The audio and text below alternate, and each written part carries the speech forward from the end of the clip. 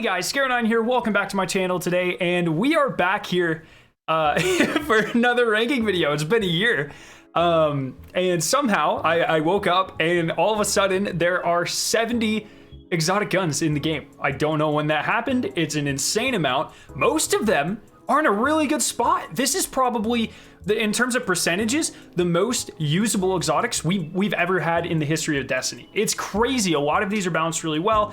There's probably about 10, 15, 20 that suck, but for the most part, you can pick up any of these guns and they're actually usable. I think there's a lot of balance right now, which is really, really cool. Now, before we get into this, I do want to mention that my friends over at Advanced are running a sale. If you use the code SCARO30, you get 30% off your order. Usually it's 10%, but you know, I talked to him, got some love for you guys. So 30% off whatever you order in for the next couple of days. I think this is going to run into the first couple of days of Beyond Light. And I'm really excited about that. This is the first time my code's ever been, you know, that much off. I truly believe in this product. It is scientifically proven. As a chemist, I think that's really cool. You know, they actually went the extra step. The only scientifically proven energy supplement. They taste amazing, and there are new flavors. There's Frostbolt just got a flavor. There's a new grape flavor. If the G1 flavor's in stock, I highly recommend it. That's actually my favorite. Like, I drink it all the time on stream. It's fucking amazing. So if you are interested in getting some, you know, pick-me-ups for the new raid race or for the launch of Beyond Light or whatever, you can go to the link down in the description below. Use code SCARO9 for 30% off. And yeah, so back into the ranking. Oh my goodness, so many exotics. So we're just gonna go ahead and get into this. Because there are so many exotics, I can't just go over every aspect of every gun.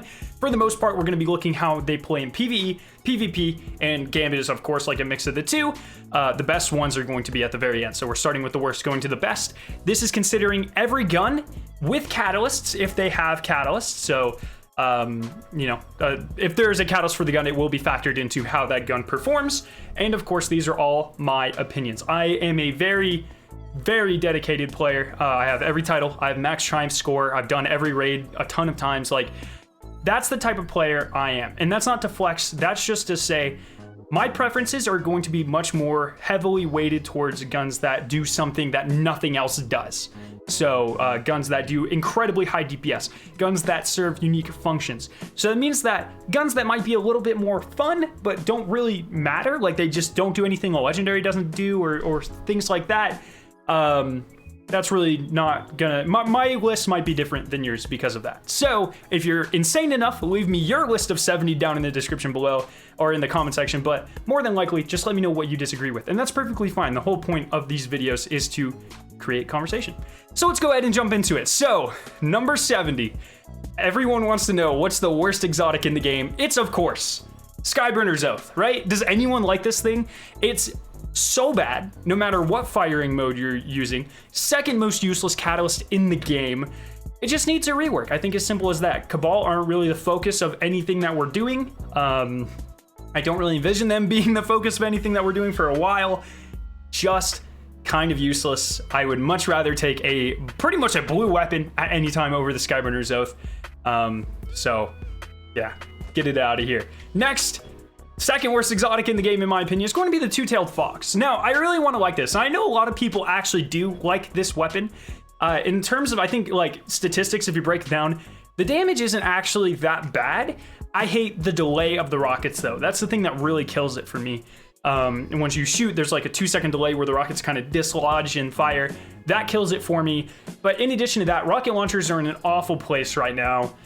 And I just, you know, maybe once rocket launchers get a little bit of love and two-tailed gets a catalyst to maybe make it like the three-tailed fox, it'd be really cool if it shot 3 rockets. But, you know, maybe this thing can be good in the future.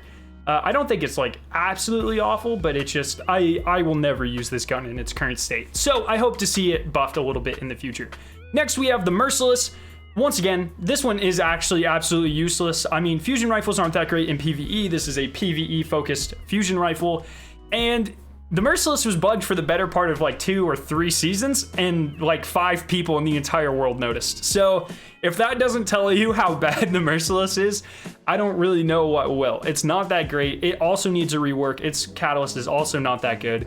Very interested to see what Bungie does with this gun in the future, because typically they are very good at taking bad exotics and making them usable again.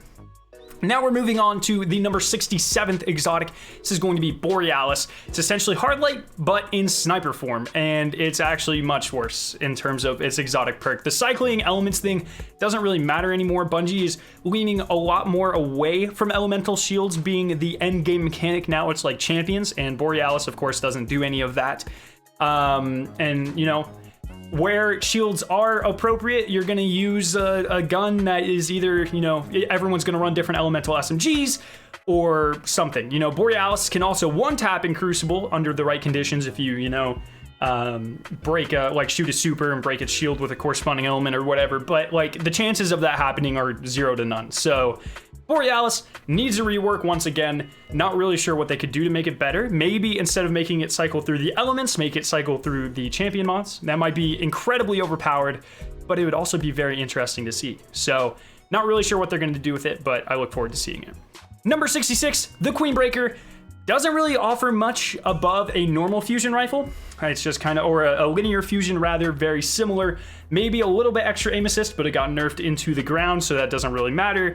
I also forgot to mention, I play on PC, so if things are different on console, that's not necessarily going to play much into this list, except in a few key scenarios, which we'll talk about. So even if it did have a lot of aim assist, doesn't really affect me much. That's more bullet magnetism on PC. Another thing is, does anyone actually use the long range scope? I've only ever seen footage of the small or the short range scope, you know, people using it. That's all I use. That's where it's most effective, I feel like. Maybe if the Catalyst adds the ability to switch between the scopes on the fly, it would gain a little bit more utility.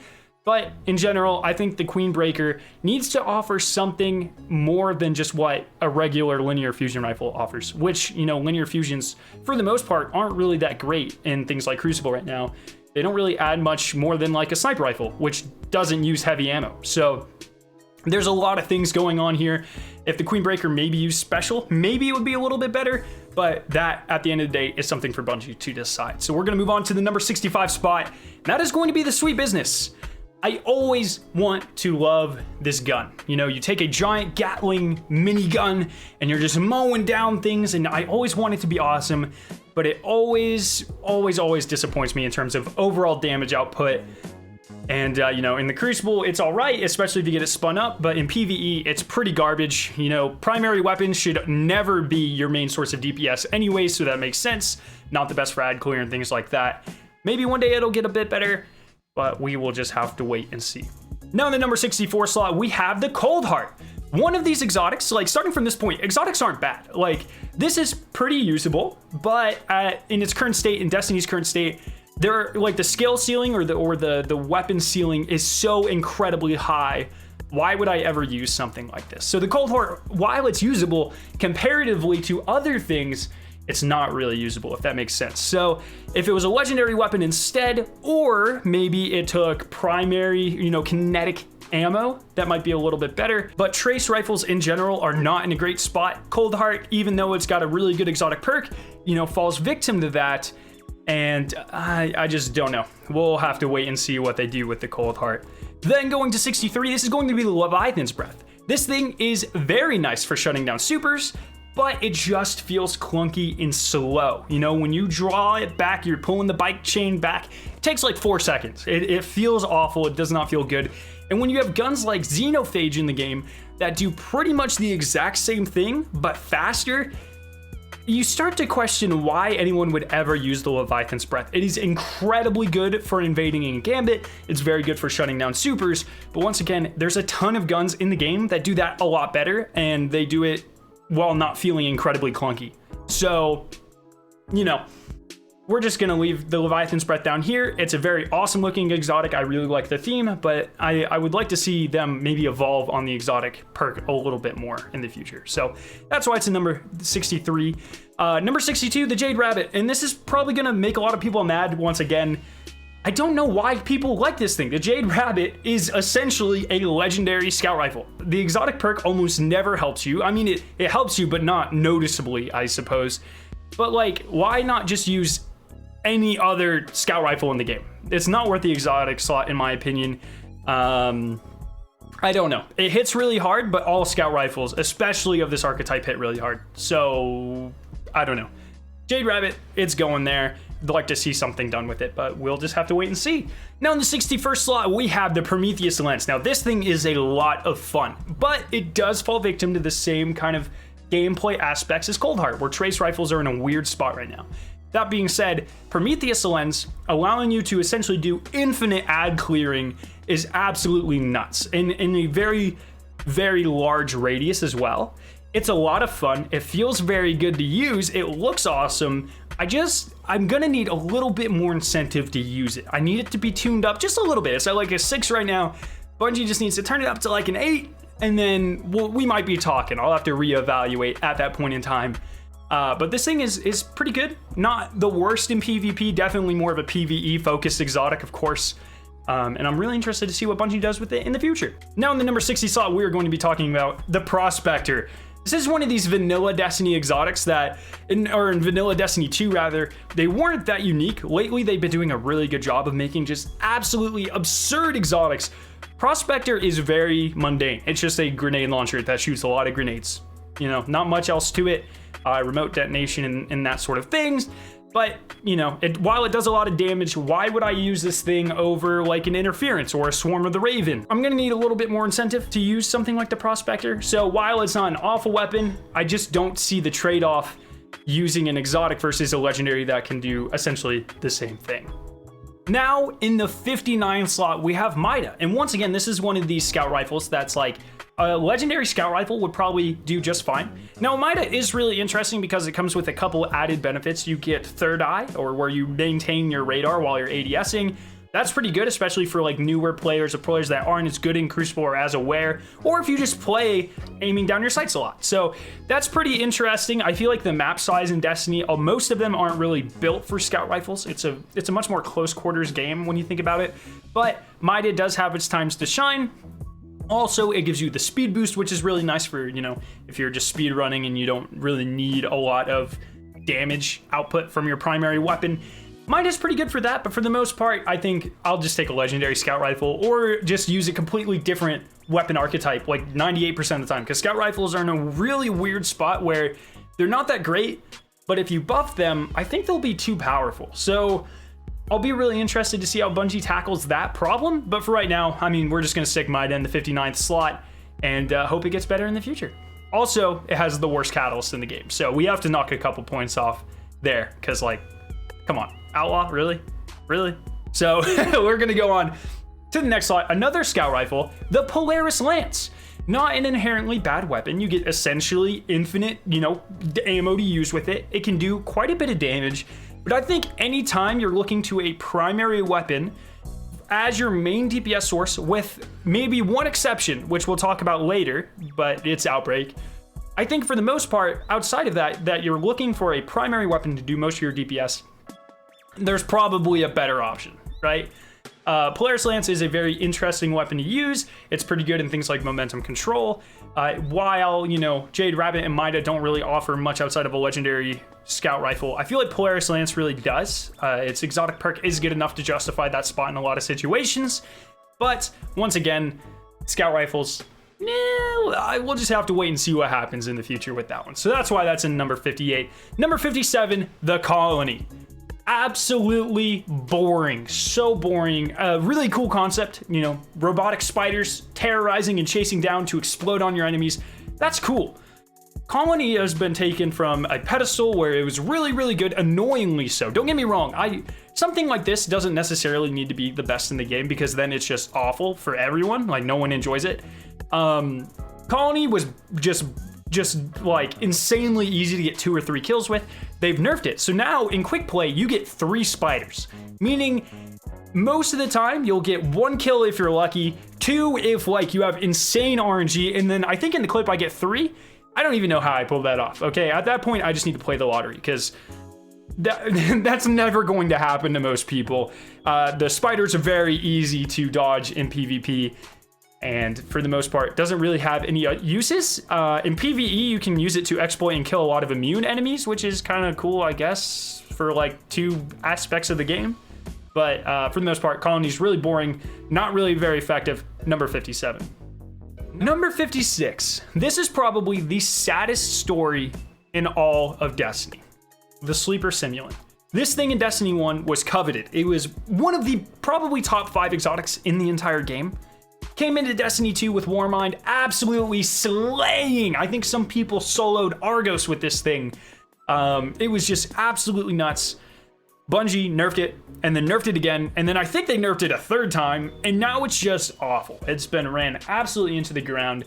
There's no reason to use it. It's really sad, because I want to love this weapon, but it's like, if Xenophage and let's say 1K had a baby, and it was like way worse, that's like Sleeper. So we're just gonna stick Sleeper in the corner over there. Hopefully Bungie fixes it in the future. It looks awesome. The exotic perk's really cool. It's really cool, but it sucks. So hopefully, please Bungie, buff Sleeper. I want it to be very, very good again. We'll just have to wait and see. Now, number 55. This is a controversial one, but I'm gonna like, there's asterisks all over the screen on this point. Worldline 0 is going to be number 55. Now, it is useless for everyone except for maybe like 250 people in the entire Destiny community. The only reason it's up this high is because while it was nerfed, the worldline skating is nerfed, it is still used by speedrunners to do things like launch your teammates, and it still has a couple very, very, very niche uses that nothing else in the game can fill. So I'm gonna give it way bonus points for that. While I'm not much of a speedrunner myself, I do have a lot of friends that are speedrunners, and like I said, it's a very small part of the community, but I feel like that very small part of the community is responsible for a lot of the hype, speedrunning missions and raids and stuff. That does generate a lot of hype around these activities, and I think Worldline is essentially essential to that. But I am also gonna say, Bungie, revert the nerf, man. Why? Who cares if people are Worldline skated? That was like the least amount of anyone's issues with the Worldline, okay? Just revert it. It'll be fine, I promise. I don't know. I hope to see it return to its former glory one day, but we're gonna stick it at number 55. Probably a little bit higher than it should, but once again, just want to say, mad respect to my speedrunning friends out there. It's something I definitely want to get more into, but, not really the point of this video. So rest in peace, Worldline. Keep doing you, baby, and hopefully we'll get that fixed. I don't know. Maybe not. Number 54, the Sturm. Now, I know a lot of people love this weapon. It's not really my thing. I'm not really a fan of 110s to begin with. I know it can one-shot in certain situations. I also think that in a lot of situations, you have to be using Drain to make it super effective. Double primaries in this day and age, might not be the best combination. I'm glad people really like Sturm. To me, it feels very slow. It's very clunky. It's a 110, so it shoots slow. It handles really slowly. Not really my cup of tea. I would rather 150s or 140s for hand cannons.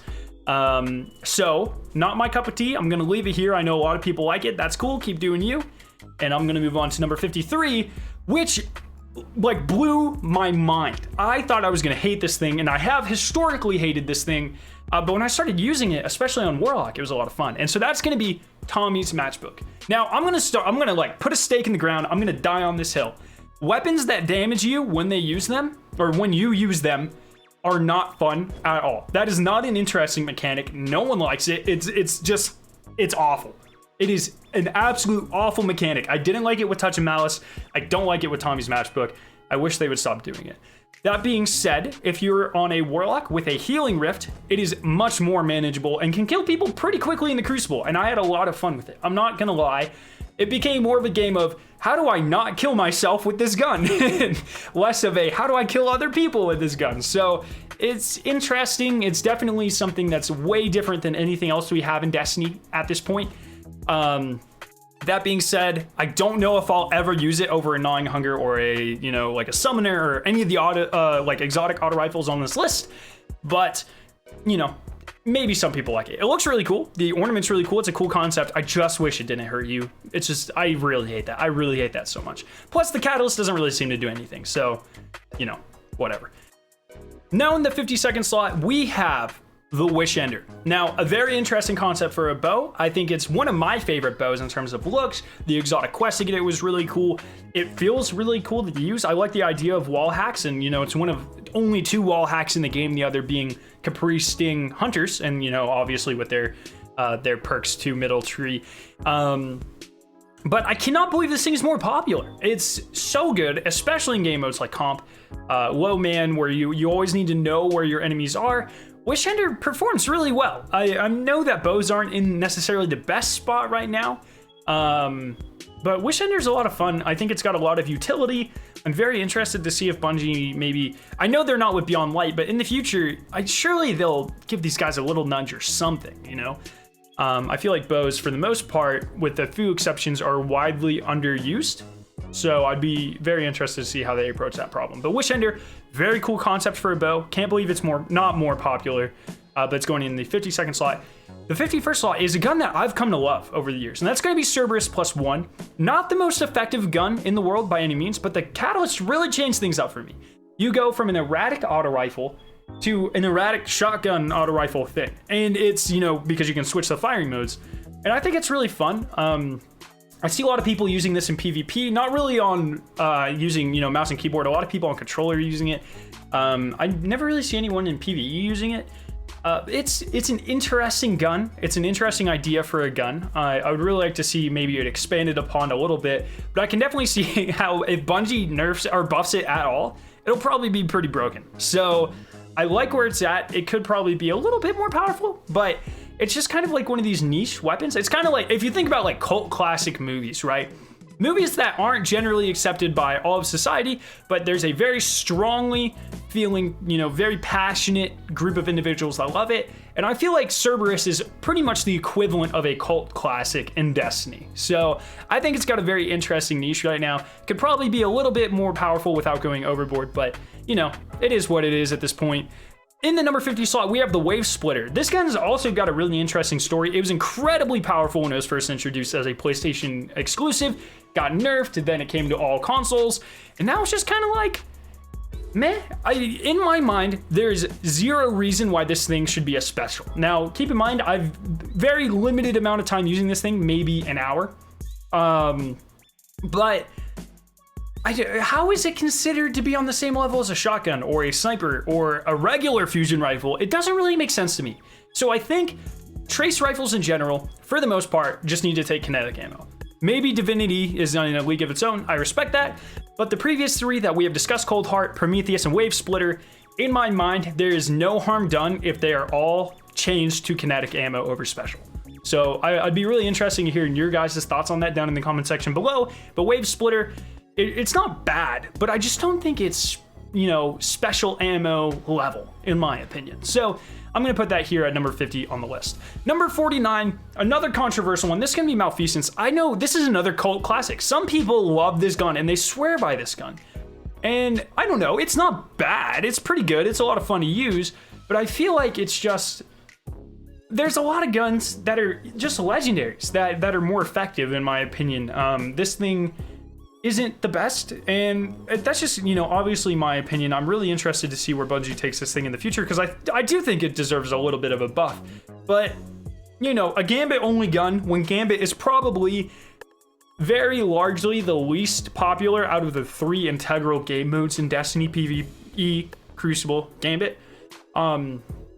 You know, a gun like Malfeasance that's designed for Gambit and can't really be applied to most of PvE and most of Crucible isn't really going to be the most effective weapon in the world. And I think that's just by design. So I love the lore. I'm glad there's people that like it, but at the end of the day, Malfeasance, not my favorite gun. So number 49.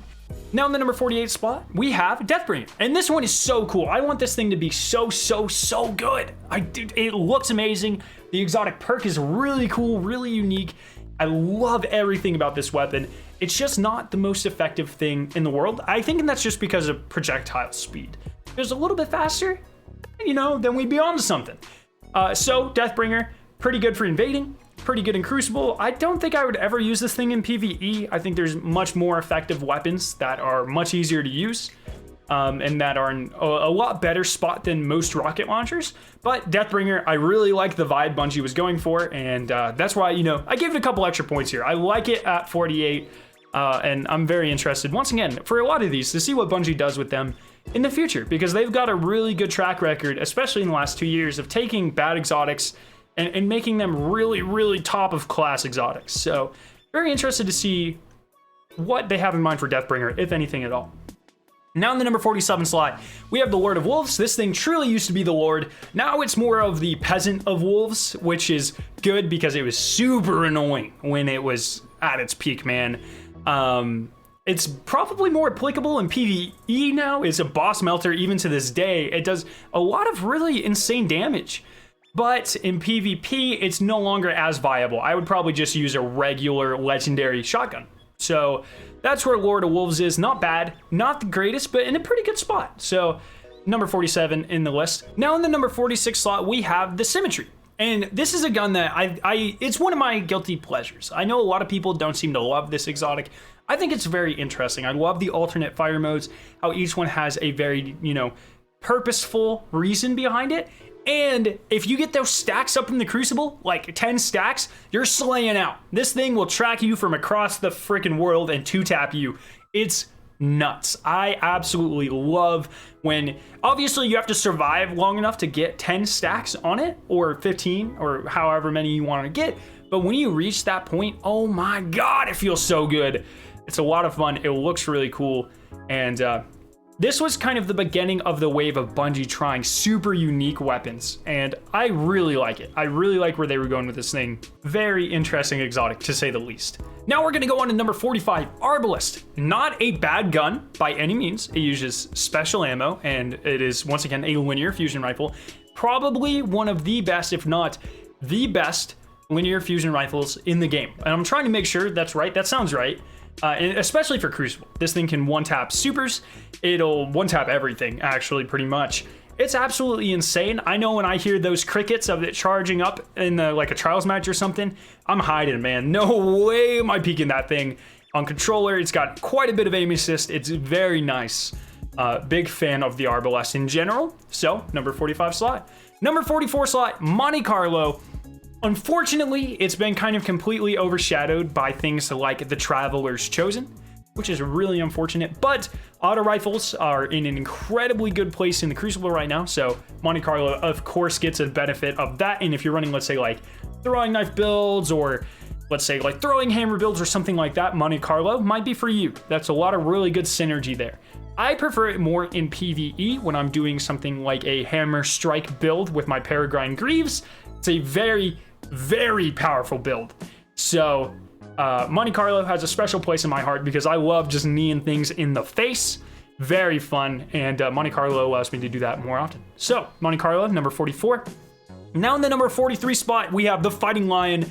Really fun, really overshadowed recently by legendary grenade launchers, Malicious Birthright, Truth Teller, or I don't even want to say its name, the Mountaintop. Thank goodness that's being retired, dude. I could not take any more of it. So, Mountaintop, Truth Teller, Birthright, all of these things tend to do a little bit better than Fighting Lion. Of course, Fighting Lion takes primary ammo, which is huge.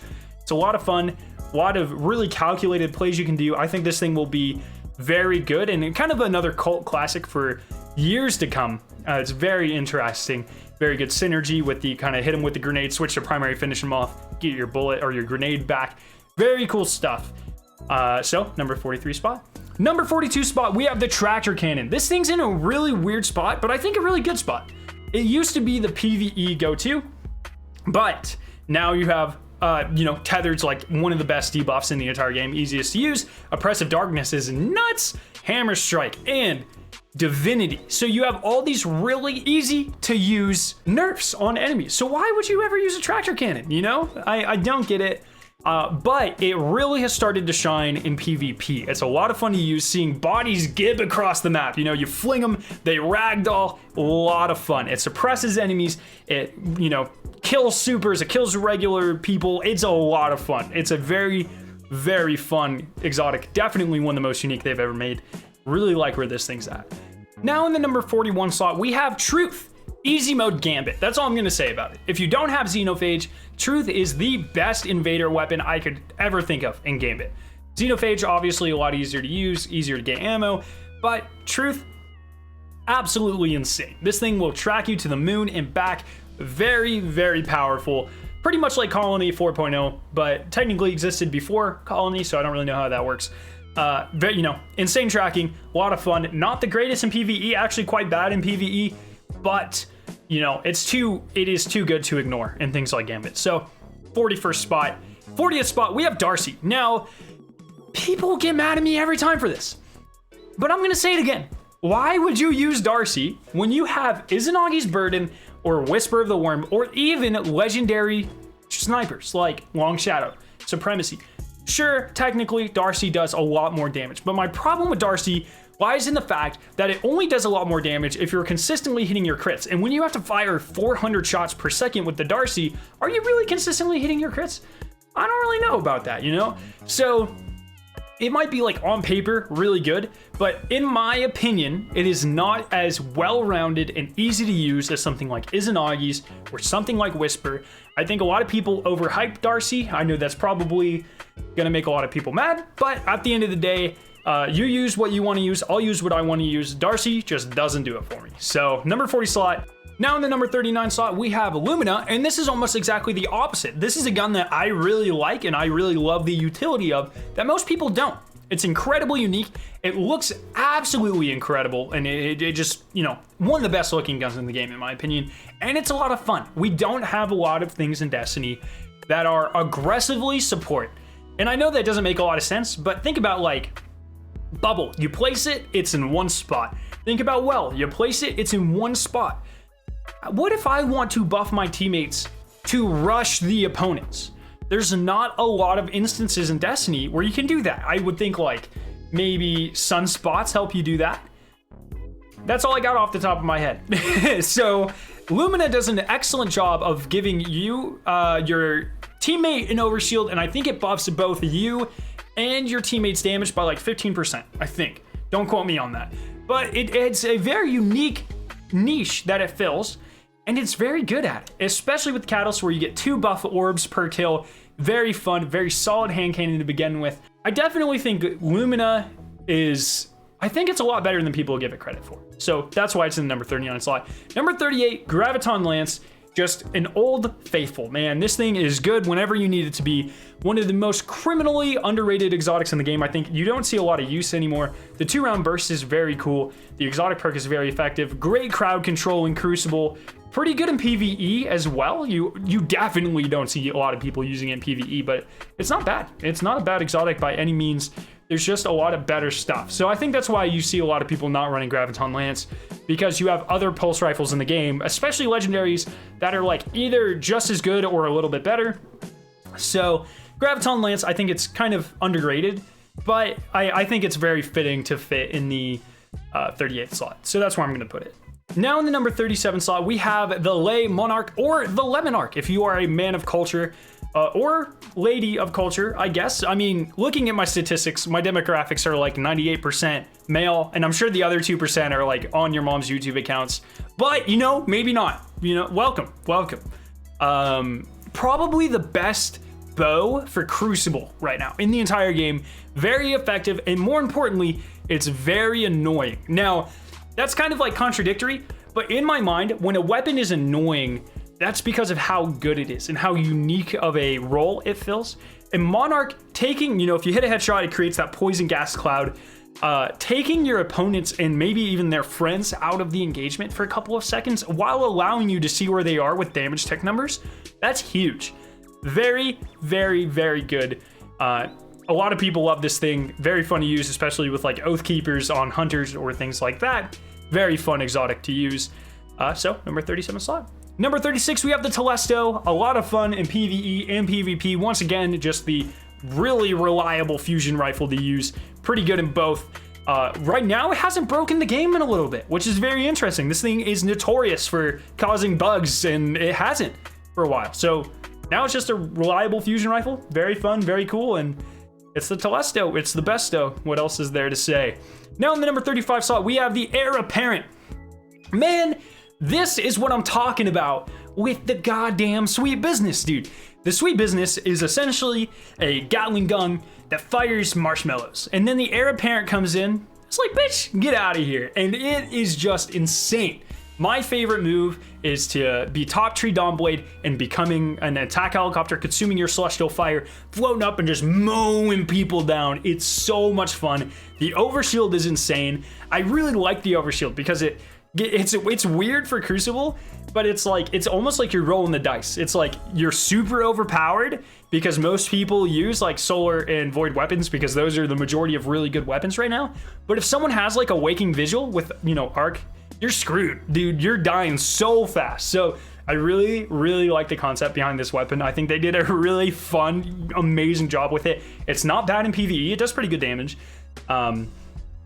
Just go use the heir apparent. It's so much fun. I love this thing. Now we're gonna move on to number 34, the Sunshot. Everyone, you know, it's a community-wide favorite. Makes explosions, got really good range, really easy to use. It's the Sunshot, you know, and there's not much else to say about it. You can set off chain reactions.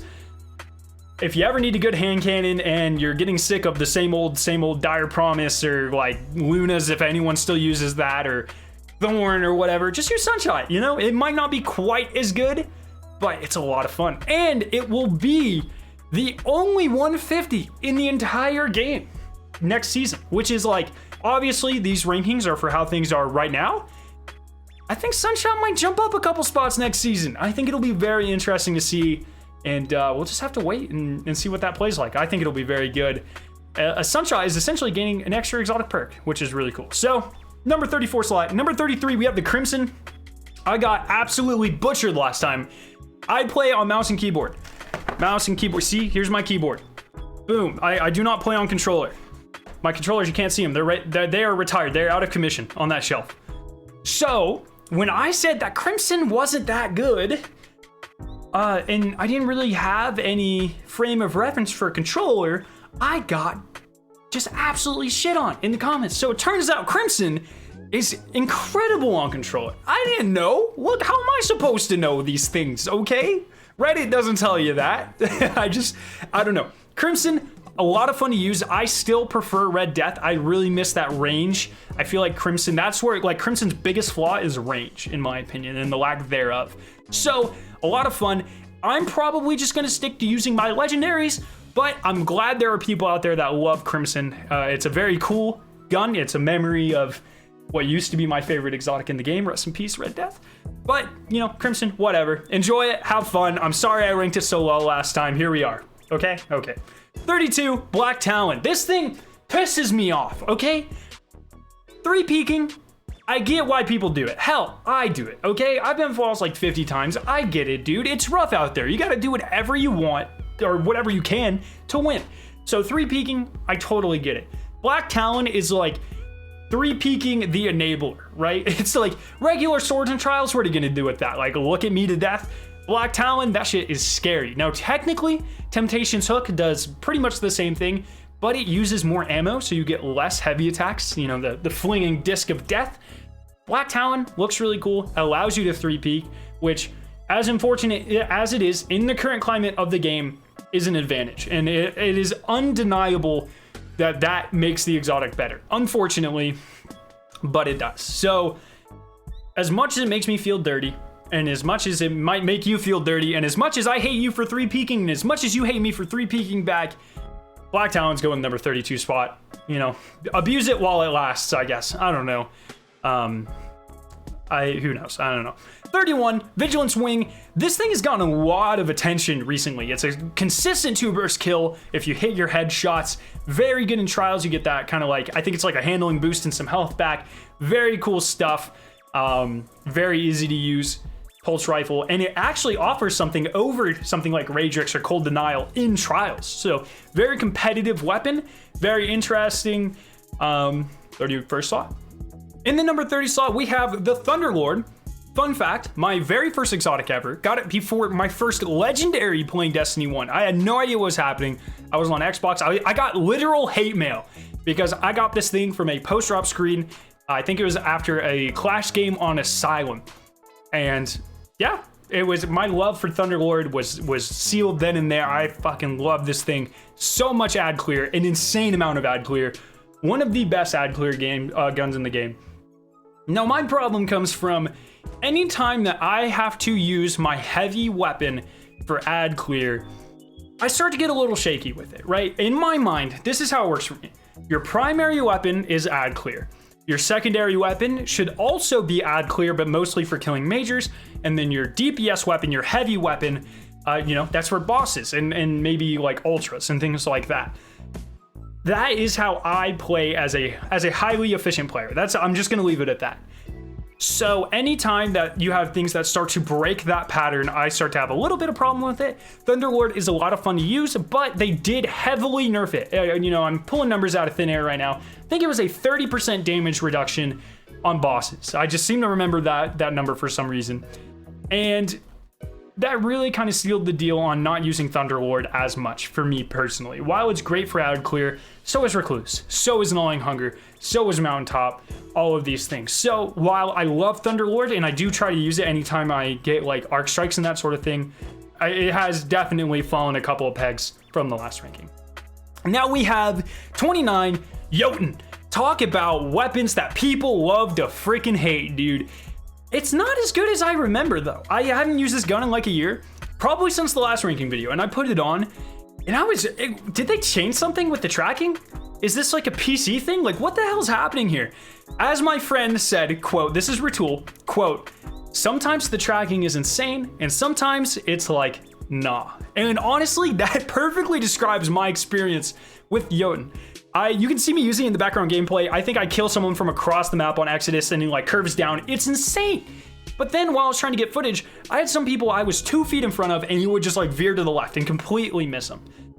So I don't really know what's going on with this gun. I am glad that it's really inconsistent because it was super annoying when it dominated the Crucible. But recently I have noticed a lot less people using this gun. And so I guess I know why, but I don't remember this change happening. So don't really know what's up with that. But Jotun, 29th slot, going on 28th slot, we have the Hard Light. This thing, I'm so conflicted with this gun, man. It is still incredible after the nerf, but I think it's only incredible because 600 auto rifles are in a really good spot right now. But they're in a really good spot, and Hard Light still feels freaking incredible. You can't ricochet things to hell and back anymore. It's not as annoying to play against now, but I found like, I had to get footage for this gun. I jumped on my character and he was within like 1 game. I had gotten pretty good clips. And so I don't know if I could have done the same thing with Summoner. I don't know, man. 600s are in a really good spot right now. It's hard to tell if Hard Light is just really good, if it feels really good, or if it just feels really good because of 600s being in a good spot. But we're gonna put it in the number 28 slot and you guys can yell at me in the comments about how useless Hard Light is. So, boom. Also, its exotic perk is quite useless. I feel like we need some changes here. Same thing with Borealis. Elemental shields don't get the attention that they used to. They're definitely not important, and there's no way in hell I'm bringing a Hard Light into a Grandmaster Nightfall, right? So, I don't know. I'm also really interested to see if it gets a stasis, if you can switch between 4 weapons in the next DLC. We'll see. But Hard Light, number 28. Number 27, we have, you guys can barely see it right there, the Bad Juju. I freaking love this thing, dude. One of the most classic, iconic weapons in Destiny. One of my favorite guns of all time. I love this thing in concept. I love this thing in delivery, in just in gameplay. It's awesome. In PvP, it's a lot of fun to use. In PvE, it absolutely shines. I love using this thing on high super intellect builds. So if I'm running like high intellect Shards of Galanor builds, definitely using Bad Juju. String of Curses is essentially like Rampage on steroids. You never have to reload this thing. It helps you get your super back. What else can you say, man? The Bad Juju is absolutely incredible. If you're using something like Shards of Galanor or Phoenix Protocol, especially not in like, maybe not in a raid, but in like strikes or in like, I don't know, story missions or whatever the hell you're doing, try out Bad Juju. It's very effective. It's a lot of fun against majors, trash enemies, whatever. And, Endless Supers is, of course, also a lot of fun. So I absolutely love this thing.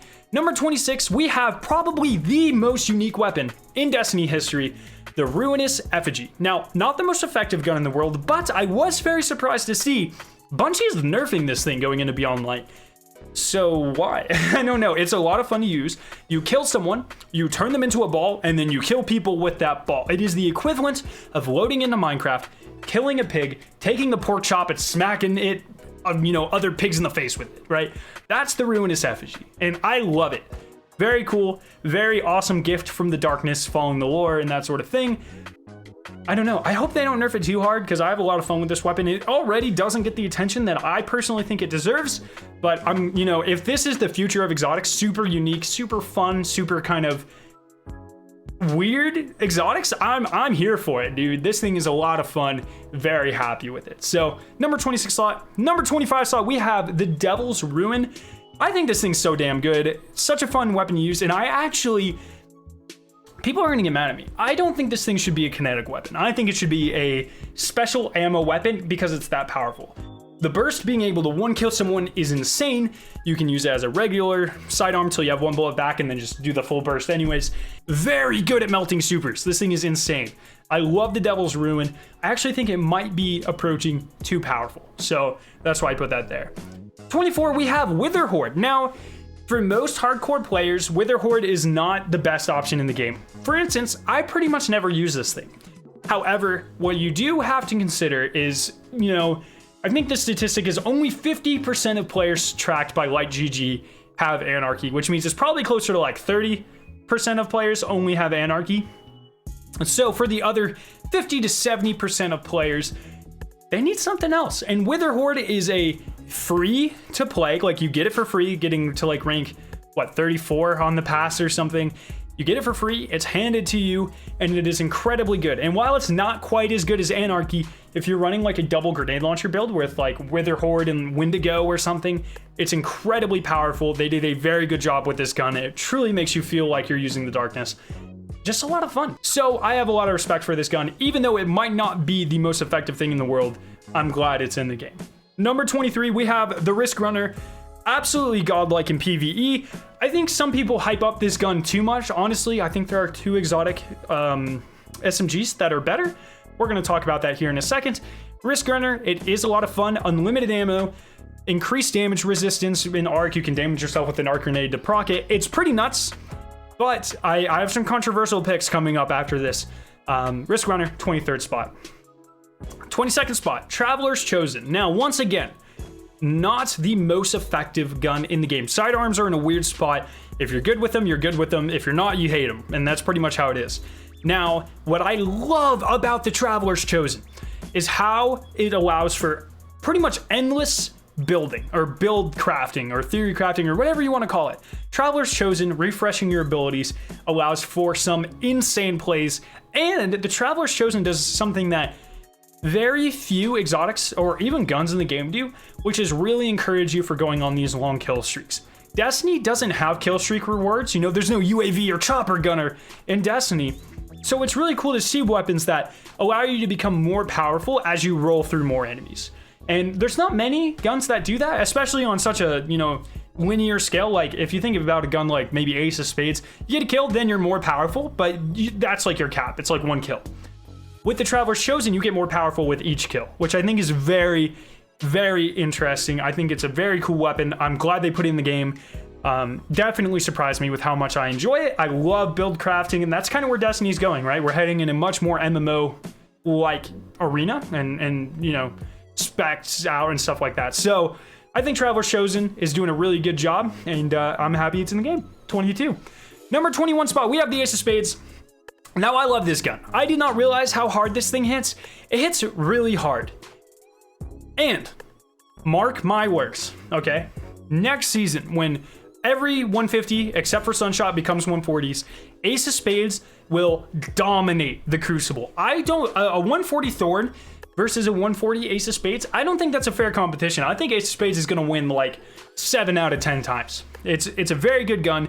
And essentially, the Ace of Spades is what happens when Bungie says, I'm out of ideas for exotic perks. And then someone's like, what if we just put every legendary perk in the game on it?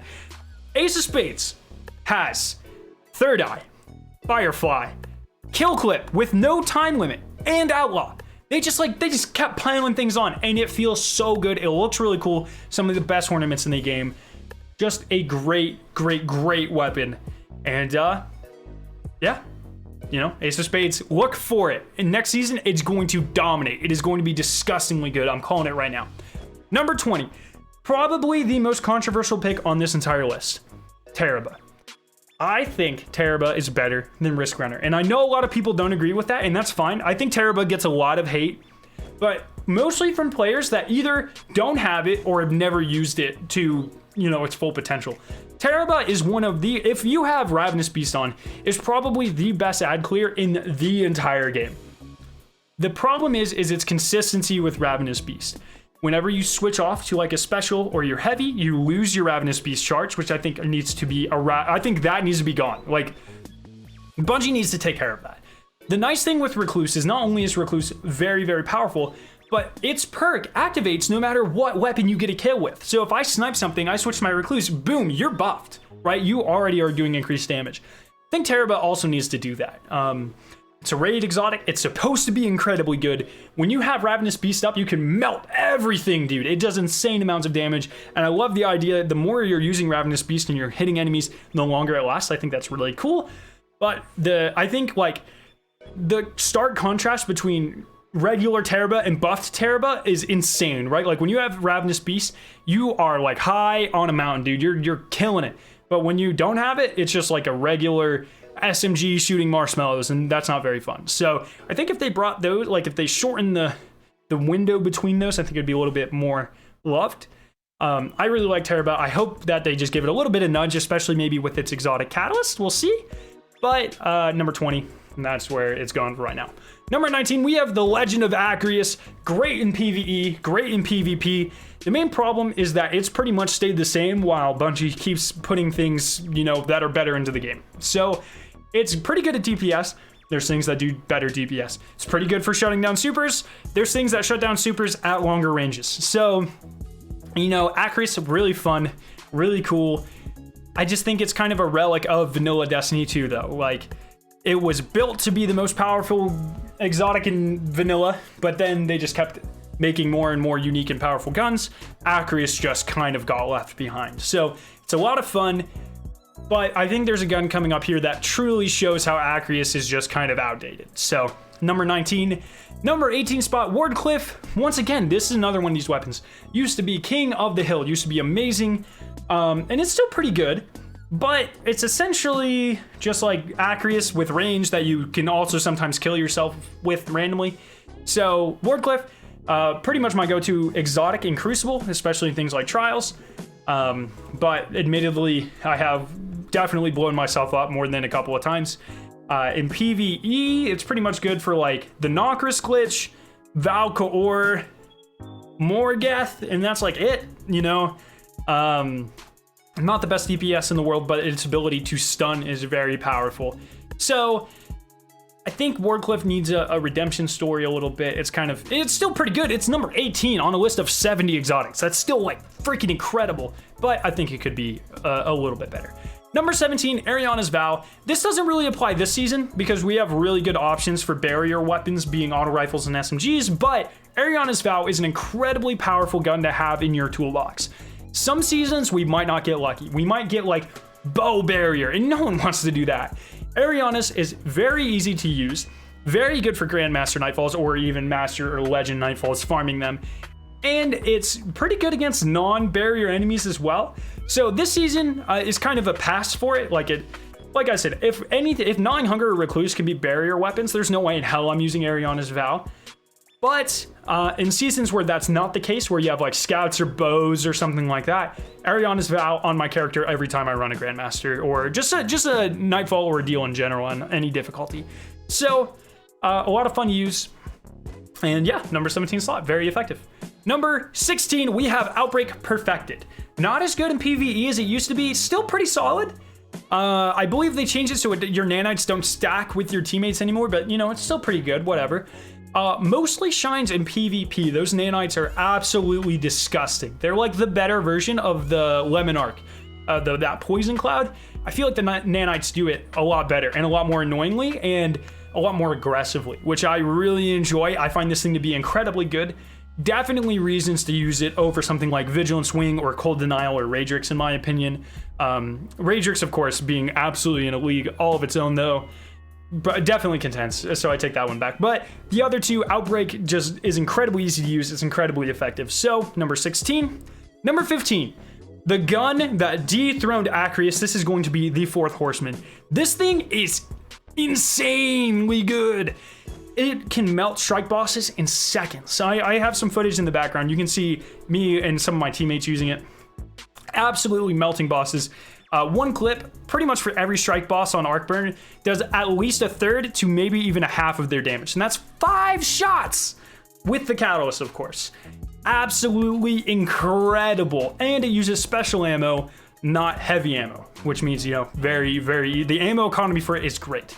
This thing, hidden sleeper, I think it's very promising for future bosses that maybe don't have as much health, but have small damage windows. The DPS on this gun is absolutely insane, while the overall damage might be a little lacking, but we'll just have to wait and see on that one. Number 14, Resident Sleeper, the Rat King. I said it, okay? This thing is literally insane. I feel like people meme on this gun a lot, but you don't need 6 Rat Kings for it to be usable in Crucible. Maybe in PvE you need 6. In Crucible, 1's fine. Infinite invisibility, infinite health regen. This thing is absolutely broken. I know. Why is everyone not using this thing? I don't understand. Better than Devil's Ruin. Better than Traveler's Chosen, in my opinion. Rat King, absolutely meta. Unfortunately, like I said, you kind of need 6 people running it in PvE for it to be effective. But in Crucible, it's kind of broken. I love it, and I know I'm going to get a lot of hate for that, but no regrets, okay? No regrets. Rat King, go use it. Go have some fun. Instead of yelling at me, just go use the damn thing. Have some fun, okay? You know? Drink some milk. I know, I'm not your mother. I don't know. Whatever. Number 13, Bastion. Pretty much burst shotgun, fusion range. Don't really need to explain this one. It's really annoying. My friend Dunlin always harps on me to use it because he loves this thing. I'm indifferent. I prefer snipers, but it is incredibly annoying. It's very good at shutting down supers. So number 13, just an amazing special weapon to use in Crucible. So there you go.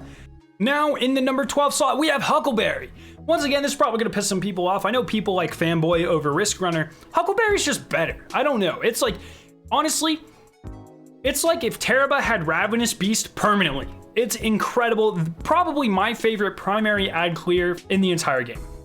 I'm telling you guys, before you run down the comments, before you yell at me, Huckleberry's not that good. It is. Go get it, go get the catalyst, and then freaking use it. This thing is cracked. It is absolutely cracked. I just don't know, man. I just don't know. And it's very nice because you can have legendary DPS options. So like, you don't have to use an exotic for DPS. You can use like Fall and Guillotine. That leaves your exotic slot open and you can use it for ad clear. And guess what? Huckleberry, man. It's really good, okay? I don't know. I feel like Rat King and Huckleberry, they both get hated on, but they're so good. I don't get it. I don't get it. I don't know. I'm gonna just have fun with my guns, I guess. But there you go. Number 12. Number 11, Suros. Now that Hard Light has been nerfed to hell and it's dethroned, Suros is amazing. 600 RPM. You get your health back like 50% of the time. You can make some incredible plays with Suros Regime. Very fun. I don't know what else to say about it. You know, you can see me in this clip. I think I killed like 6 people back to back to back to back to back because I'm constantly getting my health back. A lot of fun, makes for some crazy gameplay in the Crucible. Can kill very quickly. I mean, 600s are in a really good spot right now, so you can melt people rushing with shotguns. It's got a lot of range. You can compete with snipers and fusion rifles. Suros is in a fantastic spot right now. So, number 11. Now we are at the top 10 best exotics, in my opinion, in the entire game. No list would be complete without the Trinity Ghoul at number 10.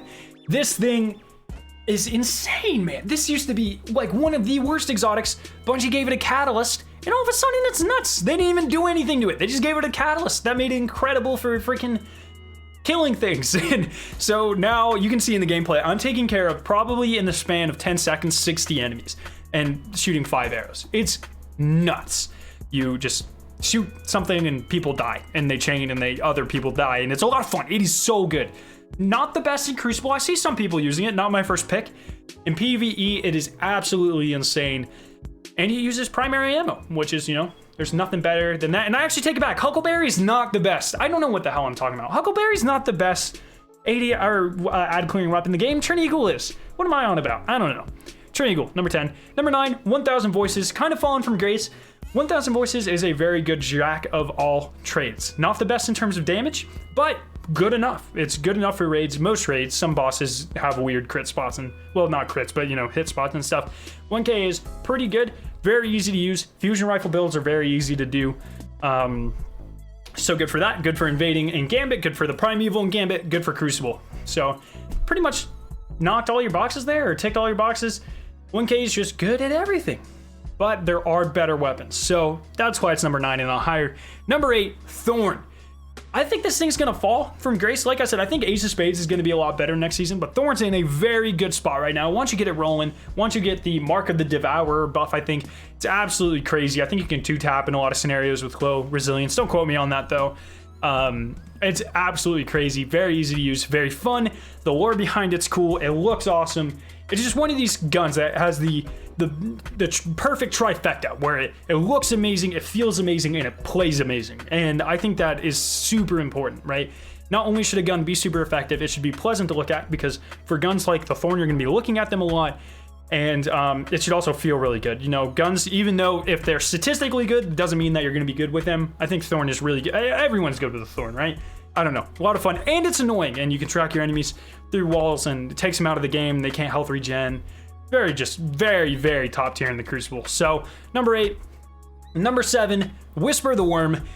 Very easy to get, very easy to use. It has been nerfed, but still very, very promising. I think it's one of these guns that if going into the Deepstone Crypt, if there's any bosses that are far away, Whisper might be my go-to. Perfect for bosses like Insurrection or Argos. Whisper is always pretty much a solid choice, even if there's better options. I think there are definitely encounters that are curated towards Whisper of the Worm, and that makes it very, very, very useful to have. So make sure you guys get it before Beyond Light comes out. Now in the number 6 slot, we have Chaperone. Probably one of the most disgusting guns in the entire game. It is amazing. Whether you're on controller, it's probably a little bit better on controller, but it's also incredible on mouse and keyboard. If you're running something like Spectral Blades, where it has a lot of synergy with your perks, you can be invisible and run around and see people through walls and shoot them in the face and that sort of thing. It's absolutely incredible. But Chaperone, especially with its perk Roadborne, which gives you even more range and precision damage, it is absolutely disgusting. Absolutely disgusting. One of the probably, like, it's got a really high skill ceiling, and guns like that are incredible, where not everyone's going to be great with them, although Chaperone's pretty easy to use to begin with. But if you're like truly skilled with Chaperone, you can probably pull off some of the most insane weapons with Chaperone versus any other gun in the game. It is that good. Big fan. And yeah, number 6 slot. Number 5 slot, we have Divinity, just an absolutely solid gun to have. Once again, this season, not really as good because you have things like Oppressive Darkness. I mean, Oppressive Darkness is going to be the easiest debuff to use ever. But Divinity, very good because it kills overload champions, or it stuns them. Pretty much a go-to for any sort of Grandmaster Nightfall, especially going forward without Oppressive Darkness. And I have the feeling champions are going to start to be a little bit more important than rates. Maybe not in Deepstone Crypt, but Luke Smith has directly said information about champions in Vaulted Glass, just in passing, but makes me think that they're thinking about these things a little bit more. Divinity might be, I mean, someone on your raid team should always have Divinity in their back pocket ready to come out. It is incredibly powerful, very easy to use, very fun, and a very unique weapon. So, number 5. Now, in the number 4 slot, we have another controversial pick. This one also has a giant asterisk on it. This is going to be the last word, and this is for controller players only. Mouse and keyboard, this thing blows. It sucks. Do not use it. Now, thank you to my friend Ratul, who is not only a god in Crucible, but also happens to be a god who plays on controller. So, this is his go-to weapon in a lot of weekends for trials and comp and regular Crucible. As you can see, he's cracked, but more importantly, the last word is absolutely cracked. I was talking about skill ceilings with Chaperone. Last word also, if you can hit those headshots from the hip, it is absolutely insane. My one wish to Bungie is please find some way to make this usable on mouse and keyboard. I don't know what it is, but any of you mouse and keyboard guys out there, if you haven't experienced this, go use last word. It ghost bullets and it misses an insane amount, and I don't know why. It seems to have negative aim assist on mouse and keyboard. Maybe that's just me, but that does actually seem to be the consensus among most competitive players that I've talked to that use mouse and keyboard. So, last word, it is too good to ignore on controller. So that's why it's up this high. I really hope it becomes usable on mouse and keyboard as well. I like having high skill weapons like this. So something I would like to have access to in the future. Number 3, Xenophage, essentially just the better 1000 voices. I know they're not really comparable in terms of look or you know, obviously like fire rate and stuff, but they do the same thing. They are both Jacks of all trades, 1000 voices just doesn't really do it quite as well as Xenophage. Xenophage, some of the best CPS in the game, very good for bosses like the Sanctified Mind. Some of the best invasion, actually probably the best invading weapon in the entire game when it comes to Gambit. Very, very powerful in Crucible. There are very limited instances that you could be thrown into the game with a Xenophage and you would be disappointed. Like, that'll pretty much never happen. Xenophage might not be the best for any one thing, but in my opinion, it's the best at all of the things, right? Like, it is the best well-rounded weapon in the entire game, in my opinion. So that's why it's in the number 3 slot. Number 2, we have Izanagi's Burden. Yes, this thing got nerfed, but Grenade Launcher Izanagi, or as I like to call it, Glizzy, is the best damage combo in the entire game. It is the only way that I'm aware of to one-face the Consecrated Mind in Garden of Salvation, the final boss. It is, I think, I haven't really seen all the numbers, but as far as I'm aware, it is the highest DPS combo in the entire game. And it is what I'm going to be maining going into Deepstone Crypt. Unless we have like close range bosses, then I'll switch to a sword or like Anarchy or something. But Izanagi's Burden, even with the nerf, feels incredible. That being said, the nerf needs to be reverted because it doesn't help anything. Like, it's just annoying. It's still cracked with it. Just give us the original thing back, Bungie. There's nothing more annoying than reloading your gun and then sitting there with it reloaded for 4 seconds, waiting for the nerf timer to run up. So, the reload timer that they changed, it's awful. But Izanagi's Burden is absolutely disgusting. It's a lot of fun, and that's why it's number 2. Number 1, Anarchy. I don't really think I have to explain this. It is insane. It is insane. The best exotic to use if you're solo. While it's not the best in Crucible, it is, you can still use it in Crucible. It's not bad. It's just, you have to think more about what you're doing. In Gambit, it is incredibly good for taking out primevals and setting traps and that sort of thing, but it really shines in end content, PvE. There are very few bosses that don't absolutely just melt with Anarchy, and usually it's because they have some weird hitboxes like Riven or Insurrection Prime. Most bosses are just absolutely demolished by Anarchy. It's a lot of fun, very good, and yeah, it's my favorite exotic in the entire game at this point in time. So, whew, that was 70 exotics. I don't know how long the end video is going to be, but I've been recording for 1 hour and 15 minutes, and the only way I got through it is because of Advanced. So please, once again, go support my partners at Advanced, support the channel, use code SCARO30 for 30% off, improve your game, scientifically proven, like I said, and yeah, I hope you guys did enjoy this video. I spent probably 200 hours, gathering footage, ranking, recording, editing, and these sorts of things. So if you enjoyed the video, please subscribe, share the channel with your friends. We are on the road to 100,000 subscribers right now, and we get closer every day. So I hope you guys did find this video, entertaining, useful, and just fun all around, man. I don't know. So thank you guys so much for watching today. If you are interested in watching either of the 2 videos on screen, you can click there, Specs Fantation, to be taken to them. If you're brand new to my channel, make sure there's a giant version of my logo on screen to be subscribed to more awesome Destiny 2 videos and live streams. Thank you guys so much for watching today, and I'll see you in my next video. See you guys.